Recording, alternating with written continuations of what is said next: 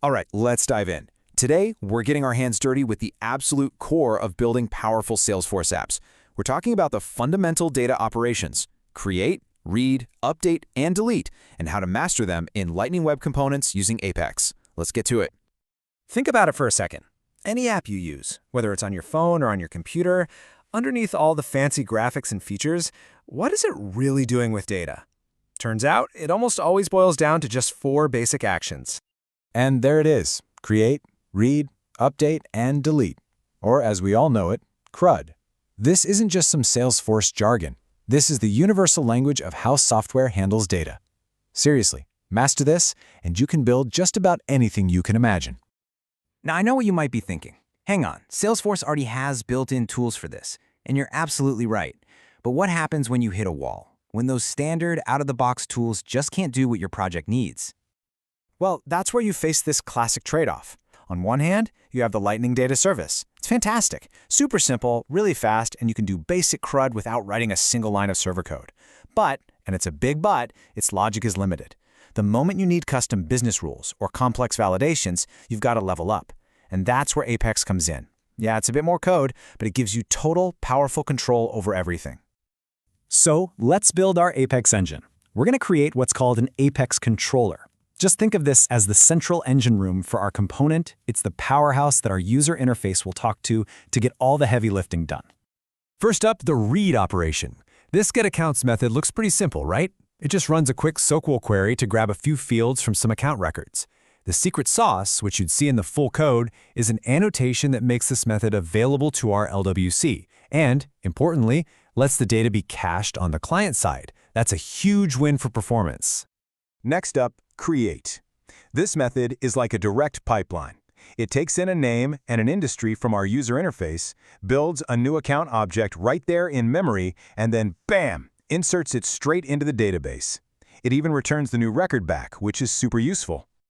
And for updating a record, well, here we need 2 key pieces of information: the unique ID of the record we want to change and the new data we want to give it. In this case, a new name.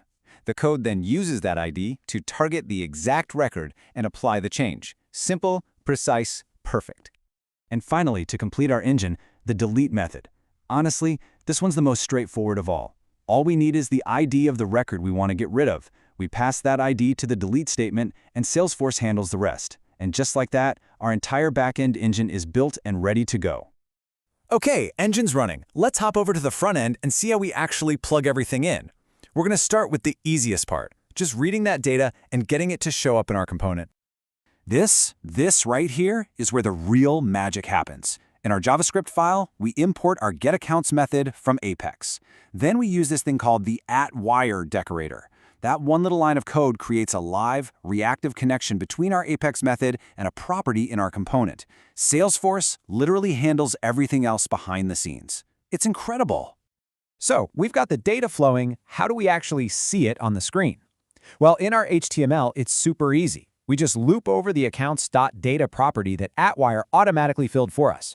For every single account it finds, we just print out the name and the industry. That's data streaming from your database through Apex right onto the user screen. And the result? Boom! Just like that, you have a live, dynamic list of your Salesforce accounts showing up right in your component. The read part of our CRUD mission is officially a success. Reading data is cool, but a real app needs to be interactive, right? People need to do things. So now let's talk about the actions that actually change data: create, update, and delete. For these, we're not going to use @wire. Instead, we're going to call our Apex methods imperatively, which is just a fancy way of saying we'll call them on command exactly when we want to, like when a user clicks a button. So to create an account, our JavaScript will have a function that directly calls the createAccount Apex method. It'll pass along the values from our input fields as parameters. And then we use .then to decide what to do after it succeeds, like popping up a little success message for the user.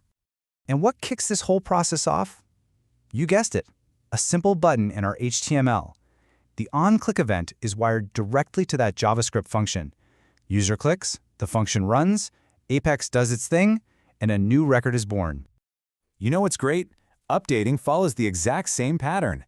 The only real difference is that we also have to send the ID of the record we're changing along with the new data. The function calls our update account method in Apex, passes the info, and the job's done. And deleting is even simpler. The JavaScript function calls the getAccount method in Apex, and the only thing it needs to know is the ID of the record you want to remove. It's just a clean, direct command to our Apex engine. Get rid of this. So what's the end result of all this?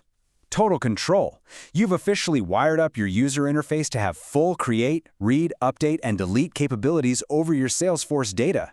You've gone from a simple, static display to a fully functional, truly interactive application. Okay, our component works. That's awesome. But there's a huge difference between code that works and code that's professional and ready for production. So let's talk about how we level up our code from just functional to truly robust. Seriously, pay close attention here, because these 4 points are non-negotiable for professional developers. First, always use with sharing on your Apex class. This makes sure you respect user permissions. Second, always add validations in your Apex code. Never, ever trust data coming from the client. Third, wrap all your database operations in try-catch blocks. This lets you handle errors gracefully instead of just crashing. And finally, be really careful about what data you send back. Don't expose sensitive fields that the component doesn't absolutely need. So let's do a super quick recap of everything we've just nailed down. We learned how to read records reactively using that wire. We mastered how to create, update, and delete records by calling Apex imperatively. And, maybe most importantly, we covered those key best practices that really separate amateur code from an enterprise-grade solution. You've just walked through the fundamental building blocks for pretty much any application you could want to build on the Salesforce platform. You have the blueprint to create, read, update, and delete data, and to do it securely and efficiently. So the only question left is, what are you going to build with it?